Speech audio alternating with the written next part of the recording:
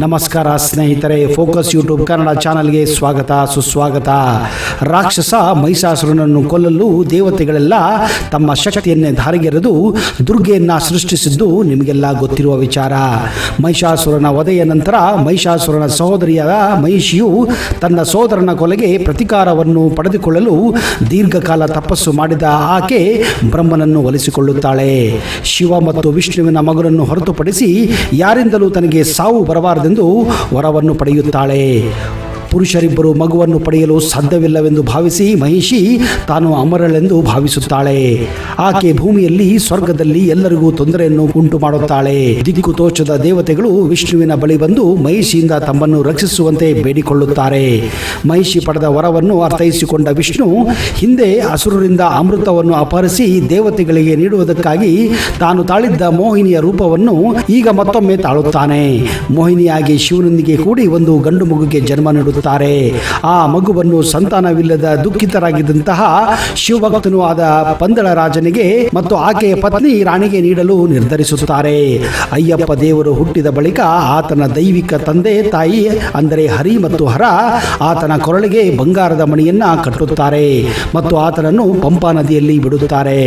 ಒಮ್ಮೆ ಪಂಪಾ ನದಿಯ ದಡದಲ್ಲಿ ಬೇಟೆಯಾಡಲು ಹೊರಟ ಪಂದಳ ರಾಜ ರಾಜಶೇಖರನಿಗೆ ಕಾಡಿನಿಂದ ಶಿಶುವೊಂದು ಅಳುವ ಶಬ್ದ ಕೇಳಿ ಬರುತ್ತದೆ. ಅಚ್ಚರಿಗೊಂಡ ರಾಜನು ಆ ದನಿಯನ್ನು ಹಿಂಬಾಲಿಸಿ ಹೋಗುತ್ತಾನೆ.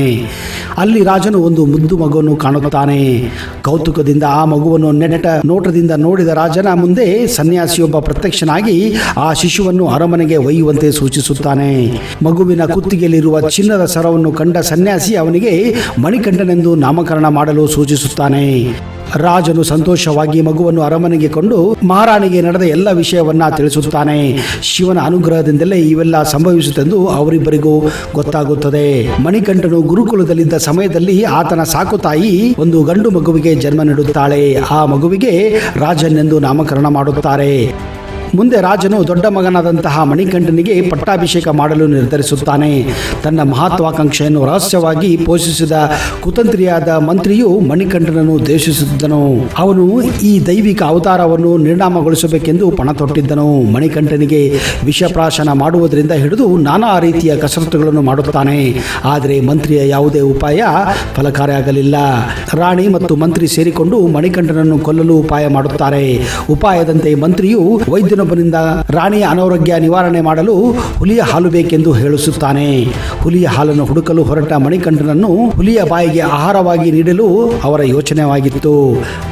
ಜವಾಬ್ದಾರಿ ನೆರವೇರಿಸಲು ಸಾಧ್ಯವಾಗದೆ ಪರಾಜಿತನಾಗಿ ಮಣಿಕಂಠನು ಹಿಂತಿರುಗಿ ಬಂದಲ್ಲಿ ಸಹಜವಾಗಿಯೇ ರಾಜನಿಗೆ ಆತನ ಮೇಲಿದ್ದ ಪ್ರೀತಿ ಕಡಿಮೆಯಾಗುವುದೆಂದು ರಾಣಿಗೆ ಗೊತ್ತಾಗುತ್ತದೆ.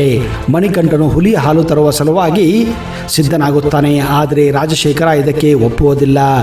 ಮಗನ ಮಾತಿಗೆ ಕಟ್ಟು ಬಿದ್ದ ರಾಜನು ಮಣಿಕಂಠನನ್ನು ಕಾಡಿಗೆ ಕಳಿಸಲು ಒಪ್ಪಿಗೆ ಸೂಚಿಸುತ್ತಾನೆ. ಮಣಿಕಂಠನು ಅರಣ್ಯವನ್ನು ಪ್ರವೇಶಿಸಿದಾಗ ಭಗವಾನ್ ಶಿವನ ಪಂಚಭೂತಗಣಗಳು ಒಟ್ಟಿಗೆ ಸೇರಿಕೊಳ್ಳುತ್ತವೆ. ಪಯಣದ ನಡುವೆ ದೇವಲೋಕದಲ್ಲಿ ಮಹಿಷಿಯು ನಡೆಯುತ್ತಿದ್ದ ಅನ್ಯಾಯಗಳನ್ನ ಮಣಿಕಂಠನ ಗಮನಕ್ಕೆ ಬರುತ್ತವೆ. ಅವನಲ್ಲಿರುವ ದೈವತ್ವದ ಪ್ರಜ್ಞೆ ಜಾಗೃತವಾಯಿತು. ಅವನು ಮಹಿಷಿಯನ್ನು ಹಿಡಿದೆಳೆದು ಭೂಲೋಕಕ್ಕೆ ಎಸೆಯುತ್ತಾನೆ. ಅವಳು ಅಯುತಾ ನದಿಯ ದಂಡೆಗೆ ಬಂದು ಬೀಳುತ್ತಾಳೆ. ಇಬ್ಬರ ನಡುವೆ ಘೋರವಾದ ಯುದ್ಧ ನಡೆಯಿತು. ಆ ಚಿಕ್ಕ ಬಾಲಕನಿಗೆ ನಮಸ್ಕರಿಸಿ ಮಹಿಷಿಯು ಮರಣಕ್ಕೆ ಶರಣಾಗುತ್ತಾಳೆ. ಮಹಿಷಿಯ ನಿಗ್ರಹದ ಬಳಿಕ ಮಣಿಕಂಠನು ಹುಲಿಯ ಹಾಲನ್ನು ಸಂಗ್ರಹಿಸುವ ಸಲುವಾಗಿ ದಂಡಾರಣ್ಯವನ್ನು ಪ್ರವೇಶಿಸುತ್ತಾನೆ. ಆ ಕಾಡು ತುಂಬಾನೇ ದಟ್ಟವಾಗಿತ್ತು. ಇದೇ ಕಾರಣ ಮಣಿಕಂಠ ಹಲವಾರು ದಿನಗಳ ಕಾಲ ಬೆಟ್ಟದ ಮೇಲೆ ಒಂದು ಗುಹೆಯನ್ನು ಮಾಡಿಕೊಂಡು ಹುಲಿಗಾಗಿ ಕಾಯುತ್ತಿರುತ್ತಾನೆ. ಅಲ್ಲಿ ಭಗವಾನ್ ಶಿವನು ಅವನಿಗೆ ದರ್ಶನ ನೀಡುತ್ತಾನೆ. ಅಮೂಲ್ಯವಾದ ಹುಲಿಯ ಹಾಲನ್ನು ಸಂಗ್ರಹಿಸಲು ದೇವೇಂದ್ರನು ನಿನಗೆ ಸಹಕರಿಸುವನೆಂದು ಶಿವನು ಹೇಳಿ ಅಲ್ಲಿಂದ ಹೊರಡುತ್ತಾನೆ. ದೇವೇಂದ್ರನು ಹುಲಿಯ ರೂಪ ತಾಳಿ ಮಣಿಕಂಠನೊಂದಿಗೆ ಅರಮನೆಯತ್ತ ಹೊರಡುತ್ತಾನೆ. ಉಳಿದ ದೇವತೆಗಳು ಗಂಡು ಹುಲಿಗಳಾಗಿ, ದೇವಿಯರು ಹೆಣ್ಣು ಹುಲಿಗಳಾಗಿ ಅವನನ್ನು ಹಿಂಬಾಲಿಸುತ್ತಾರೆ. ಹುಲಿಯನ್ನೇರಿ ಬರುವ ಮಣಿಕಂಠನನ್ನು ಕಂಡು ಹೆದರಿದ ಪಂದಳದ ಜನರು ಓಡಿ ಹೋಗಿ ಮನೆಯಲ್ಲಿ ಅವಿತು ಕುಳಿತುಕೊಳ್ಳುತ್ತಾರೆ. ಮಂತ್ರಿ ಹೆಚ್ಚು ಹೊತ್ತು ತಡೆಯಲಾರದೆ ಬಾಲಕನ ಪಾದಗಳಿಗೆ ಬಿದ್ದು ಕ್ಷಮೆ ಯಾಚಿಸುತ್ತಾನೆ. ಕೊನೆಗೆ ರಾಣಿಯ ಕಪಟ ನಾಟಕ ರಹಸ್ಯ ಬಯಲಾದ ಆ ನಿಮಿಷಗಳಲ್ಲಿ ಮಣಿಕಂಠನು ಅರಣ್ಯದತ್ತ ವಾಪಸ್ಸು ಹೋಗುತ್ತಾನೆ. ಕಾಡಿನಿಂದ ಹಿಂದಿರುಗಿ ಬರುವಾಗ ಅವನಿಗೆ 12 ವರ್ಷ ಪ್ರಾಯವಾಗಿತ್ತು. ತನ್ನ ಮಗನು ನಾಡನ್ನು ಬಿಟ್ಟು ಕಾಡಿಗೆ ತೆರಳಲು ಕಾರಣನಾದ ದಿವಾನನನ್ನು ದಂಡಿಸಬೇಕೆಂದು ಅರಸನು ಕೂಡ ತೀರ್ಮಾನಿಸುತ್ತಾನೆ. ಆದರೆ ಎಲ್ಲವೂ ದೈವ ಇಚ್ಛೆಯಂತೆ ನಡೆಯುವುದೆಂದು ಸಮಯವನ್ನು ಪಾಲಿಸಬೇಕೆಂದು ಮಣಿಕಂಠನು ಸಲಹೆ ನೀಡುತ್ತಾನೆ. ತನ್ನ ಅವತಾರದ ಉದ್ದೇಶವನ್ನು ಪೂರ್ತಿಗೊಳಿಸಿದ್ದರಿಂದ ತಾನು ದೇವಲೋಕಕ್ಕೆ ಹಿಂದಿರುಗುವುದಾಗಿ ತಂದೆಗೆ ಸೂಚಿಸುತ್ತಾನೆ. ಮಣಿಕಂಠನ ಸ್ಮರಣೆಗಾಗಿ ಒಂದು ದೇವಾಲಯವನ್ನು ನಿರ್ಮಿಸಬೇಕೆಂಬ ಆಸೆ ತಂದೆಯಲ್ಲಿ ಬರುತ್ತದೆ. ಆದ್ದರಿಂದಲೇ ದೇವಾಲಯದ ನಿರ್ಮಾಣಕ್ಕಾಗಿ ಸೂಕ್ತ ಜಾಗ ತೋರಿಸಬೇಕೆಂದು ರಾಜಶೇಖರನು ಕೇಳಿಕೊಳ್ಳುತ್ತಾನೆ. ಕೂಡಲೇ ಮಣಿಕಂಠನು ಒಂದು ಶರವನ್ನು ತೆಗೆದು ದೂರಕ್ಕೆ ಎಸೆಯುತ್ತಾನೆ. ಆ ಶರವು ಶ್ರೀರಾಮನ ಕಾಲದಲ್ಲಿ ಶಬರಿ ಎಂಬ ಖ್ಯಾತಳಾದ ಸನ್ಯಾಸಿನಿ ತಪಸ್ಸನ್ನಾಚರಿಸಿದ ಶಬರಿ ಆಶ್ರಮಕ್ಕೆ ಬಂದು ಬೀಳುತ್ತದೆ. ಆ ಜಾಗದಲ್ಲಿಯೇ ಈಗ ಅಯ್ಯಪ್ಪನ ದೇವಸ್ಥಾನವನ್ನ ಅಂದರೆ ಮಣಿಕಂಠನ ದೇವಸ್ಥಾನವನ್ನ ನಿರ್ಮಾಣ ಮಾಡಲಾಗಿದೆ. ಇದೇ ಕಾರಣ ಇದನ್ನ ಶಬರಿಮಲೆ ಎಂದು ಕರೆಯುತ್ತಾರೆ. ಶಬರಿಮಲೆ ದೇವಾಲಯವು ಭಕ್ತ ದರ್ಶನಕ್ಕಾಗಿ ಉತ್ಸವ ಕಾಲ ಹೊರತು ಪ್ರತಿ ಮಲಯಾಳಂ ತಿಂಗಳ ಮೊದಲ 5 ದಿನಗಳಲ್ಲಿ ತೆರೆದಿರುತ್ತದೆ. ಉತ್ಸವ ಕಾಲದಲ್ಲಿ ಮಂಡಲ ಪೂಜೆ ಮತ್ತು ಮಕರ ವಿಳಕ್ಕು ನಡೆಯುವ ಪುಣ್ಯ ಮುಹೂರ್ತಗಳಲ್ಲಿ 2.5 ತಿಂಗಳು ಭಕ್ತ ದರ್ಶನಕ್ಕಾಗಿ ಶಬರಿಮಲೆ ದೇವಸ್ಥಾನವನ್ನು ತೆಗೆದಿರುತ್ತಾರೆ.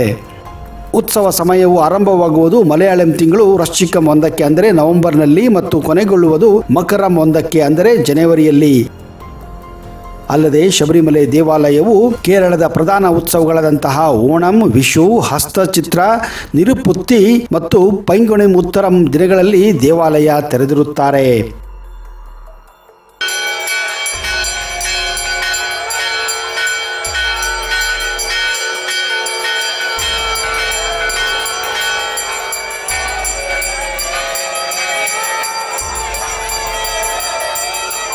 ಮಂಡಲ ಪೂಜೆ ಮತ್ತು ಮಕರ ವಿಳಕು ಸಮಯದಲ್ಲಿ ಲಕ್ಷಗಟ್ಟಲೆ ಅಯ್ಯಪ್ಪ ಭಕ್ತರು ಸನ್ನಿಧಿಗೆ ಬರುತ್ತಾರೆ.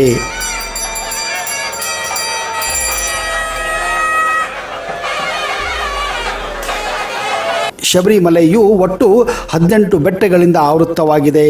ಇದರಲ್ಲಿ ನಿಲಕ್ಕಲ್, ಕಲಕಟ್ಟಿ ಹಾಗೂ ಕರಿಮಲೆ ಪ್ರಮುಖವಾದದ್ದು. ಕೆಲವರು ಕರಿಮಲೆ ಮುಖಾಂತರ 18 ಕಿಲೋಮೀಟರ್ ಪ್ರಯಾಣ ಮಾಡುವ ಮೂಲಕ ಕಡಿದಾದ ಗುಡ್ಡದಲ್ಲಿ 2 ದಿನಗಳ ಕಾಲ ನಿರಂತರ ಸಂಚರಿಸಿ ಶಬರಿಮಲೆಯನ್ನು ತಲುಪುತ್ತಾರೆ. ಇನ್ನು ಕೆಲವರು ಪಂಪಾ ನದಿಯಿಂದ 4 ಕಿಲೋಮೀಟರ್ ಸಂಚರಿಸಿ ಸನ್ನಿಧಾನಕ್ಕೆ ತಲುಪುತ್ತಾರೆ.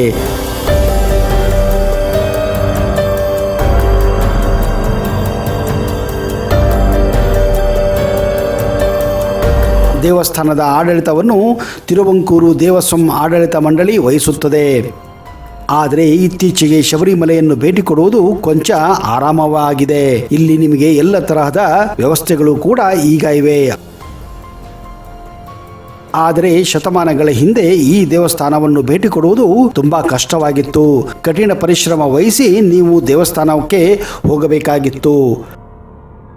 ಯಾಕಂದರೆ ಶಬರಿಮಲೆ ಸಂಪೂರ್ಣವಾಗಿ ಘೋರವಾದ ಅರಣ್ಯದಲ್ಲಿ ಅಡಗಿತ್ತು. ಆಗ ಕೇವಲ ಒಂದು ಚಿಕ್ಕ ದೇವಸ್ಥಾನ ಬಿಟ್ಟರೆ ಬೇರೆ ಏನೂ ಇರಲಿಲ್ಲ.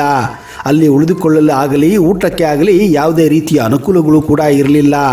ಪ್ರಾಣಿಗಳ ಭಯ ಅತಿ ಜಾಸ್ತಿಯಾಗಿತ್ತು. ಕಾರಣ ಈ ಪ್ರದೇಶದಲ್ಲಿ ಹುಲಿಗಳು ಜಾಸ್ತಿ ವಾಸಿಸುತ್ತಿದ್ದವು. ಕೇವಲ ಶ್ರೀಮಂತ ಭಕ್ತರು ಮಾತ್ರ ಆನೆಗಳ ಮೂಲಕ ಈ ದೇವಸ್ಥಾನವನ್ನು ತಲುಪುತ್ತಿದ್ದರು. ಆದರೆ 1940ರ ಆಸುಪಾಸು ಈ ದೇವಸ್ಥಾನದ ಜೀರ್ಣೋದ್ಧಾರ ಪ್ರಾರಂಭವಾಯಿತು. ಯಾತ್ರಾರ್ಥಿಗಳು ಸುಲಭವಾಗಿ ಹೋಗಿ ಬರಲು ಚಿಕ್ಕ ಚಿಕ್ಕ ಮಾರ್ಗಗಳನ್ನು ಕೂಡ ನಿರ್ಮಿಸಲಾಯಿತು. ಸ್ನೇಹಿತರೆ, ಈಗ ಇಲ್ಲಿ ನಿಮಗೆ ಎಲ್ಲ ತರಹದ ಸೌಕರ್ಯಗಳು ಕೂಡ ಇವೆ. ಯಾತ್ರಾರ್ಥಿಗಳು ಆರಾಮವಾಗಿ ಅಯ್ಯಪ್ಪ ದೇವಸ್ಥಾನಕ್ಕೆ ಹೋಗಿ ಬರಲು ಒಳ್ಳೆಯ ಕಾಲ್ದಾರಿಗಳು ಕೂಡ ಇವೆ. ಹೀಗಾಗಿ ಇತ್ತೀಚೆಗೆ ಅಯ್ಯಪ್ಪ ಸ್ವಾಮಿಗೆ ಭೇಟಿ ಕೊಡುವ ಭಕ್ತರ ಸಂಖ್ಯೆಯೂ ಕೂಡ ಜಾಸ್ತಿಯಾಗಿದೆ. ಸ್ನೇಹಿತರೆ, ಜೀವನದಲ್ಲಿ ಒಮ್ಮೆಯಾದರೂ ಅಯ್ಯಪ್ಪ ಸ್ವಾಮಿ ದೇವಸ್ಥಾನಕ್ಕೆ ಭೇಟಿ ಕೊಡಲೇಬೇಕು ಹಾಗೂ ಅಯ್ಯಪ್ಪನ ಆಶೀರ್ವಾದವನ್ನು ಕೂಡ ಪಡೆಯಲೇಬೇಕು.